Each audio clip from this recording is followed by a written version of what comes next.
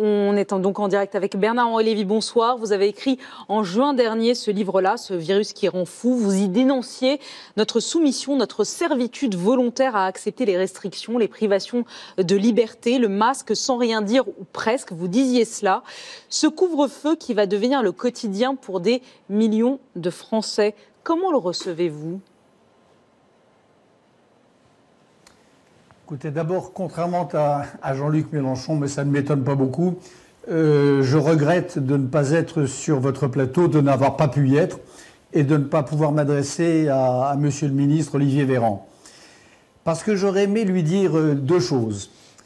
La première, je me sens très solidaire de lui et de ses collègues ou anciens collègues à qui il est tombé sur la tête ce matin cette folie de populisme pénal, de judiciarisation démente de la responsabilité politique et cette façon qu'ont certains de faire procès aux politiques de leur non-omniscience, de leur manque d'imagination et du fait que, comme chacun, et notamment en démocratie, ils aient tâtonné. Alors là, vous évoquez une perquisition. Voilà. On va préciser de quoi j'aurais aimé... Non, mais on va vous redonner la parole. On va préciser de quoi vous parlez sur le populisme pénal, etc. Vous parlez des perquisitions qui ont eu lieu à Je parle des perquisitions de l'annonce. Je parle de l'annonce spectaculaire ce matin des perquisitions au domicile de l'ancien Premier ministre et du ministre de la Santé. Il y a des plaintes qui sont déposées devant la Cour de justice de la République. Il y a eu 63 plaintes déposées. Oui. Permettez-moi de rappeler. Dont 9 ont été acceptées. Oui, pour mauvaise gestion de la crise, il y en a eu effectivement plusieurs. Du populisme pénal. Ensuite, il y a une enquête. Il y a donc des perquisitions qui ont été menées chez Édouard Philippe, chez Sibeth Ndiaye, chez Agnès Buzyn et chez vous également, Monsieur Véran. Est-ce que vous avez été choqué par ces perquisitions chez vous ? Est-ce qu'ils ont emporté des ordinateurs ? Qu'est-ce que vous pouvez nous en dire sur ce qui s'est passé ce matin chez vous, les perquisitions ? Est-ce que vous trouvez que c'est le cours normal de la justice et que c'est normal et légitime ? Je n'ai pas à qualifier le fonctionnement de la justice. Je suis injusticiable comme tout le monde. La justice fait son travail par les méthodes qui lui semblent les plus adaptées à la situation. Il y a effectivement une perquisition qui a été faite ce matin tôt à mon domicile et au ministère, dans l'ensemble des services du ministère, qui a mobilisé d'ailleurs beaucoup d'énergie, y compris pour mes équipes, dans une journée particulière, mais peu importe.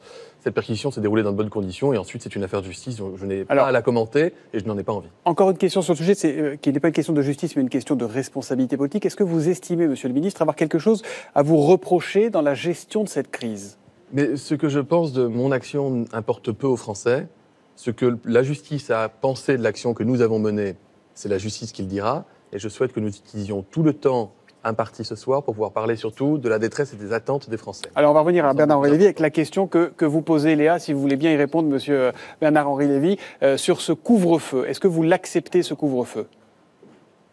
Alors, écoutez, je l'accepte parce que je suis républicain et que j'obéis aux lois de mon pays.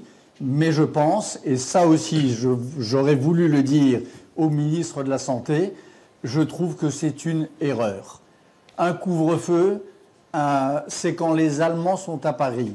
Un couvre-feu, c'est quand il y a des attentats de l'OAS.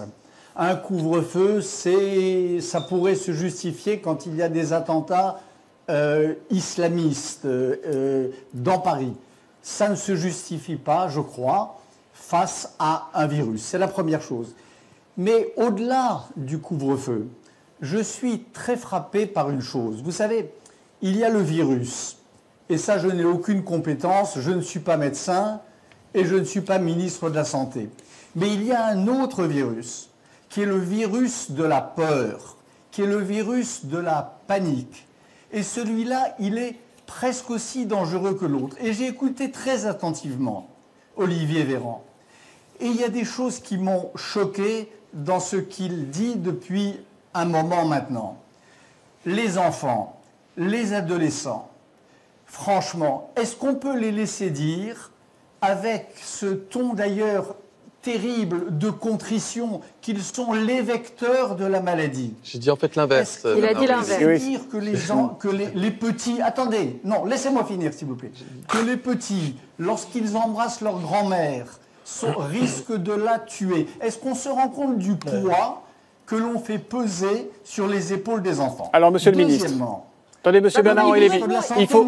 c'est un échange. Non, pardon, c'est un échange. Tout à l'heure, il disait au début de la mission. Non, mais il est pire que je moi. vous laisserai après. Au Confirme. début de l'émission, c'était très intéressant.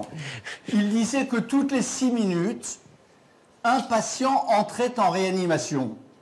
Je voudrais qu'il nous dise aussi combien en sortent de réanimation. Je voudrais qu'il nous dise à quel point les techniques de soins ont évolué depuis mars. Je voudrais qu'il nous dise quel est le taux de mortalité, de létalité réelle pour notamment les patients asymptomatiques de cette maladie. Elle est terrible, mais ça n'est pas, comme le disait Jean Castex au début de la journée, ça n'est pas une épidémie sans précédent dans notre histoire.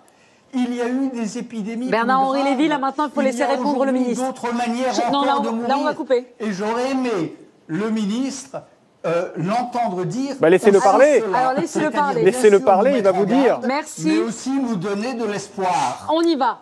Olivier Véran. J'irai droit au but, comme on dit à Marseille, pardon.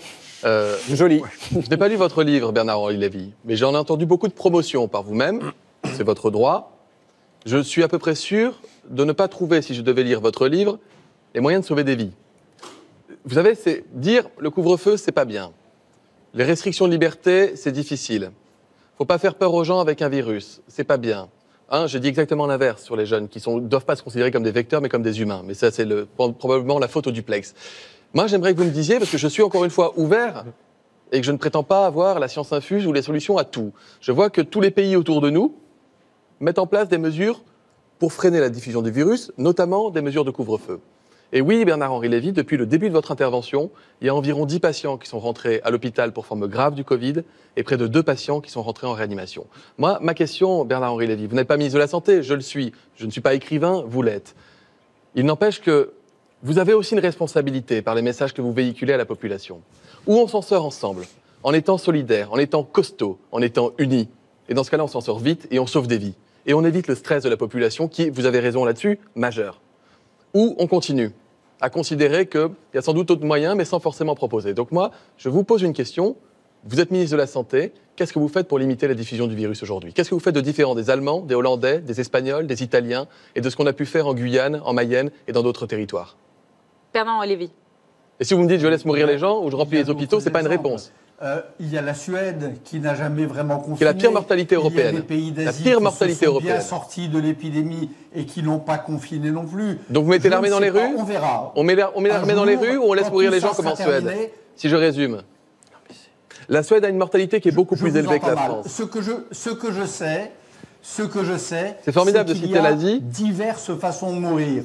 On peut aussi mourir de chagrin dans les EHPAD. Oui, on c'est peut vrai. aussi mourir C'est vrai. d'une troisième vague qui serait une vague de suicide un jour, de gens désespérés. On peut aussi mourir de grande pauvreté. On peut aussi mourir parce qu'il y a aujourd'hui en France 1 million de précaires. Je lisais cela, je crois, dans Le Monde ou dans un quotidien d'hier. Il y a diverses façons de mourir. Donc, si j'étais ministre de la Santé, et encore une fois, je sais que vous avez fait de votre mieux, je sais que vous avez tâtonné, je sais que comme chacun d'entre nous, vous étiez vous aussi dans le brouillard, et je sais qu'il est dégueulasse de transformer vos errements ou vos éventuelles erreurs en faute pénale. Disons cela. Mais si j'étais ministre, je dirais qu'il y a un équilibre à trouver entre, bien sûr, les mesures sanitaires, et puis sauver les libertés, et puis faire en sorte que les villes, qui sont des lieux de sociabilité, de convivialité,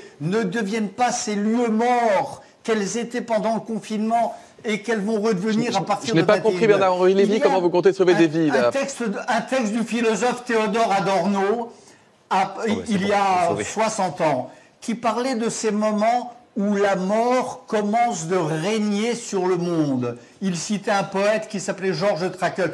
N'entrons pas dans un monde où la mort régnerait sur les villes. Ça aussi, ça fait partie de la réponse à une tragédie sanitaire. Docteur Cuisset, la santé, c'est pas seulement la chasse à un virus. Attendez. Non, il faut s'écouter, pardon Bernard Lévy. Il faut s'écouter parler, la parole est aux Français. Docteur Cuisset, qu'est-ce que vous dites quand vous entendez tout ça? Bon, on parlait tout à l'heure des discours contradictoires au sein de la communauté scientifique. Malheureusement, on se rend compte que c'est bien plus étendu que ça. Et il y a aussi des messages contradictoires au sein des gens qui prennent la parole, qui écrivent des livres, même dans le monde politique, et on l'a vu. Et tout à l'heure, on a bien expliqué le mal que ça faisait, à mon avis, en termes de confiance, le niveau anxiogène vis-à-vis de la population. Et c'est un peu le problème de la crise Covid. On a l'impression qu'il y a tout un tas de gens qui auraient forcément fait tout mieux que tout le monde. Et comme le disait très bien Monsieur le Ministre, sans forcément proposer de plan B. C'est-à-dire, on peut dire, ça, c'est pas bien. Évidemment que c'est pas agréable, le confinement, le couvre-feu. On est tous d'accord sur nos vies personnelles, sur nos vies professionnelles. Ça a un impact majeur. Mais on est tous dans le même bateau, c'est un défi collectif. Et je pense qu'il faut tirer, pour une fois, tous dans le même sens. On est tous dans le même bateau, naturellement. J'ai pas entendu de proposition, pardon, Bernard-Henri Lévy, mais Et après, on va avancer parce que Ariane Ascari nous attend. Éviter que le virus ne fasse trop de dégâts. Parce que plus il fait de dégâts, plus les dégâts psychologiques seront importants. Sauver des vies me tient autant à cœur, Monsieur le Ministre. Alors, dites-nous comment faire, Bernard-Henri Lévy. Non, parce que là, on va y passer la nuit, chacun est dans son couloir. Donc, merci en tout cas, Bernard-Henri Lévy. Vous restez avec nous.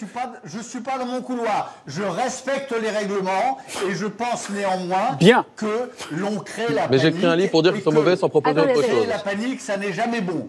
L'angoisse, c'est bien. La peur, je pense que ça crée encore plus de tragédie. Voilà, et j'espère que la prochaine fois, vous pourrez être avec nous physiquement parce qu'on vous avait invité ici, vous ne pouvez pas venir. Ça aurait été plus simple, c'est toujours un peu compliqué en duplex.